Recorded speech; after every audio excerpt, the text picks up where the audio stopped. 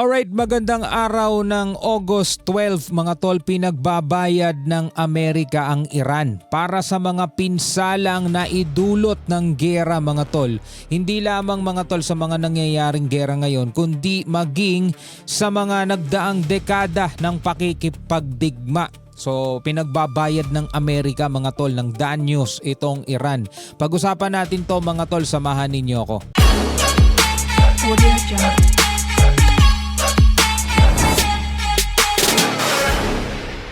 Alright, magandang araw sa inyong lahat. Welcome ulit sa ating bagong video reaction, review, commentary, opinion, criticism at kung ano-ano pa. Bago natin to simulan, syempre kung bago ka pa lamang dito sa ating YouTube channel, huwag mong kalimutan mag-subscribe.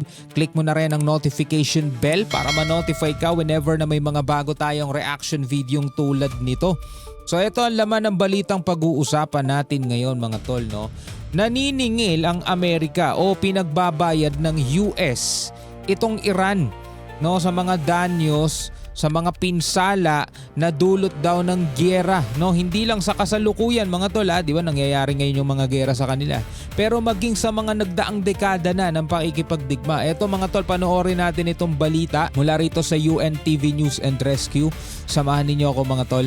They asked for reparations, you might say, or they asked for money for the damage that we've done. And I said, that's a good idea. Well, we're going to ask for money for the damage they've done over a 50-year period.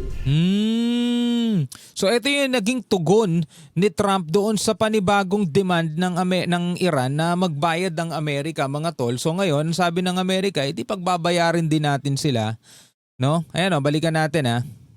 You might say, or they asked for reparations, you might say, or they asked for money for the damage that we've done. And I said, that's a good idea. Well, Ayan o, hinihiling daw ng Iran ang kabayaran sa mga damage na ginawa ng Amerika sa kanilang bansa.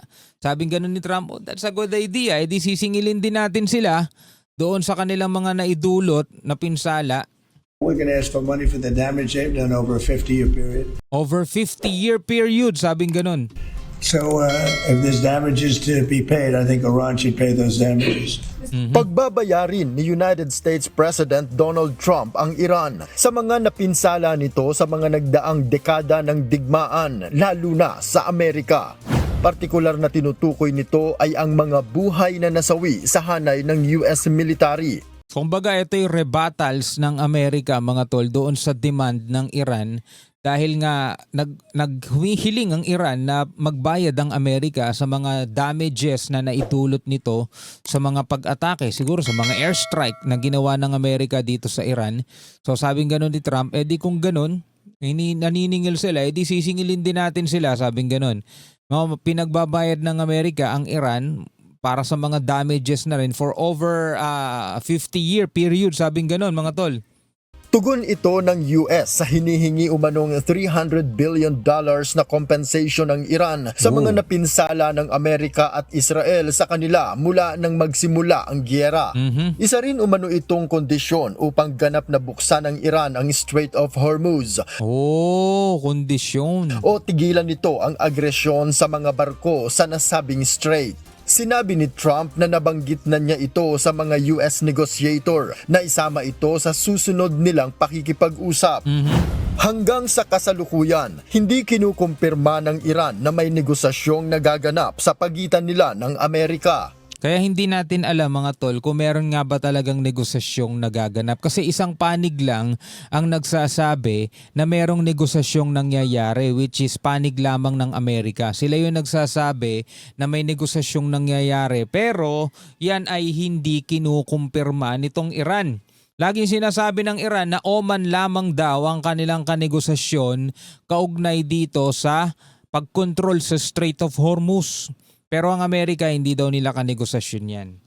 No, bagamat sinasabi ng Amerika, naikipagnegosasyon sila sa Iran at gusto ng Iran na itigil na, ihinto ng Amerika mga pag-atake at yun nga yung nangyari, di ba? Ipinatigil muna ni Trump yung mga pag-atake dito sa Iran dahil daw sa kahilingan, maging ng mga Gulf nations. Pero yan ay tinatanggi ng Iran.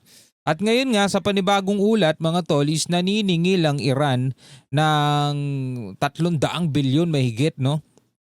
compensation, kabayaran doon sa mga damages na naidulot ng Amerika sa kanilang bansa.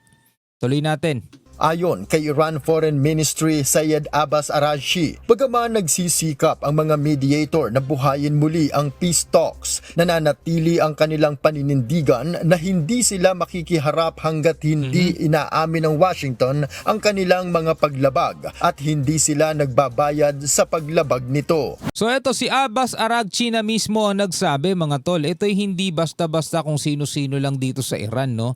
Siya ay ang Iran Foreign Minister, no, ng Iran, mga tol, at siya na mismo ang nagsabi na hindi sila nakikipagnegosasyon sa Amerika. Eto, sabing gano'n, no? We currently have no negotiations with America. This is not called negotiation. It's an exchange of messages. So nakikipag-usap sila, nakikipagpalitan sila ng mensahe, pero hindi daw yun pakikipagnegosasyon. So siguro nai-interpret ng Amerika na yun ay pakikipagnegosasyon, pero para sa Iran, yun ay pakikipagpalitan lamang daw ng mensahe. Tuloy natin. Digan na hindi sila makikiharap hanggat hindi inaamin ng Washington ang kanilang mga paglabag at hindi sila nagbabayad sa paglabag nito. Kaugnay ng Strait of Hormuz, naninindigan si Trump na hawak ng Amerika ang kontrol sa nasabing lagusan. Pwede naman kasi sila magbakbakan ng hindi na idinadama yung ibang bansa, no? Kung gusto talaga nila mag-away at pareho silang nagpapataasan ng ihi nila, bakit pa kasi nila ino-hostage itong Hormuz? Sa tanong na bukas ba ito, sinabi ni Trump na bukas naman ito, hindi nga lang sa Iran. Ang ginagawa ng Amerika, nagkakaroon ng blockade para matigil ang mga pagbili ng langis dito sa Iran, kasi ang gusto nila ay kumbaga malugi, di ba, ang itong Iran. Pero sabi ng Iran, meron daw silang ibang way para makapagbenta, hindi lamang daw sa karagatan. Kaya nakakapagbenta pa rin sila. So ngayon, ang ginagawa ng Iran is kinokontrol nila itong Strait of Hormuz at sinasabi ng Amerika na 100%. Sa ibang mga balita, no, sabi ng US, 100% kontrolado nila ang Strait of Hormuz. The only one that has control of the Strait of Hormuz right now is the United States Navy. Ayan, ito, kasabi lang. We have a blockade that's been infallible. It's a steel wall. And we let people in that we want to let in, and those people come in, and they've been coming in and they're going out. So it's actually open now. We do not let them go into Iran. They're not admitted into the strait to go to Iran. But it's open for others.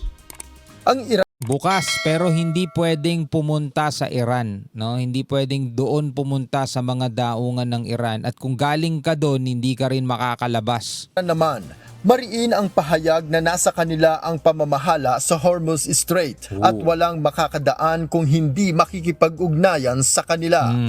Isinasapinal na rin ang kanilang usapan ng Sultanate of Oman kaugnay ng inilagay na temporary passage sa strait. Ayon kay Iran Foreign Ministry spokesperson Ismail Baqei, walang ibang dapat managot sa kawalan ng seguridad sa Strait of Hormuz kundi ang Amerika. آقای دکتر عراقچی به یک مورد Dr. Araghchi did not single out a specific instance. خاص اشاره نکردند. اشارهشون به این بود که در حال حاضر تمرکز مذاکرات با عمان Rather, he indicated that current negotiations with Oman are focused on reaching an understanding regarding safe shipping routes. هست برای تفاهم بر سر مسیر تردد ایمن کشتیرانی و این موضوع جداست از بحث Matter of distinct from the issue of reopening the Strait of Hormuz. بازگشایی تنگه هرمز به این دلیل که تنگه هرمز Insecurity in the Strait of Hormuz stems from other causes, and resolving the situation requires addressing all. به دلایل دیگری دچار ناامنی شده و رفع این وضعیت هم مستلزم جبران The violations currently being committed by the United States, including the naval blockade we continue to face. همه نقض‌هایی است که آمریکا داره انجام میده. من بخشش رو اشاره کردم، همون محاصره دریایی که کماکان باش مواجه هستیم. دو تا سوال دیگه و So kapwa sila nagtuturuan, mga tol, no? Pero kung naaalala ninyo, nagsimula muli, eto matapos nilang pirmahan yung mutual agreement, no? Nagsimula uli ito, naging immediate cause ng gerang to is yung puntiryahin ng Iran ng 3 barko na dumaraan dito sa Strait of Hormuz, pinasabog nila mga tol. So doon nagsimula ulit. Actually pareho silang marahas dito sa Strait of Hormuz no? Kaya kung titignan mo mga tol, pareho lang din sila may kasalanan Tiniyak naman ni Iranian President Masoud Pezeshkian na nasa mabuting kalusugan ang kasalukuyan nilang Supreme Leader na si Ayatollah Mojtaba Khamenei. Katunayan, muli nitong itinalaga si Dr. Mohsen Rezaei, ang dating commander ng Islamic Revolutionary Guard Corps o IRGC, bilang secretary at kinatawan ng Supreme Leader sa Supreme National Security Council ng Iran. Noel Poli.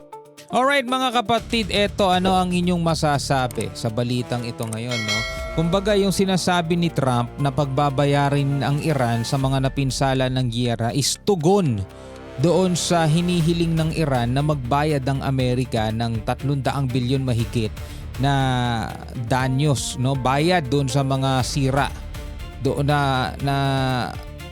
bayad doon sa mga naging damages ng Amerika sa mga naging pag-atake nito sa Iran nitong mga nakaraan. Ano ang inyong masasabi tungkol dyan mga tol?